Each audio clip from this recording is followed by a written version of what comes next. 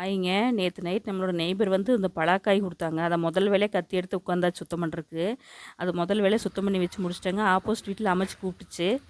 சரி அமைச்சு பார்க்கலான்ட்டு போயிட்டேங்க. போய் கொஞ்ச நேரம் அமைச்சிக்கிட்ட பேசிகிட்டு இருந்தேன். அந்த வீட்டில் 2 குட்டீஸ் இருக்குங்க. சாயங்காலம் நம்ம வீட்டு வெளியே வருவாங்க டியூஷனுக்கு. நம்மளை பார்த்து பாய் சொல்லிட்டு விளையாட்டுக்க ஆரம்பிச்சிட்டாங்க. அங்கேருந்து தெரியுது வருங்க, அதாங்க நம்ம வீடு ஆப்போசிட்டில். இன்றைக்கி வியாழக்கிழமை சாய்பாபாவுக்கு சாமி கும்பிட்றதுக்காக பூ பறிக்கலான்ட்டு போனால் ஃப்ரூட்ஸ் சொன்னலின்னு பார்த்தா கொய்யாப்பழம் இருந்துச்சுங்க.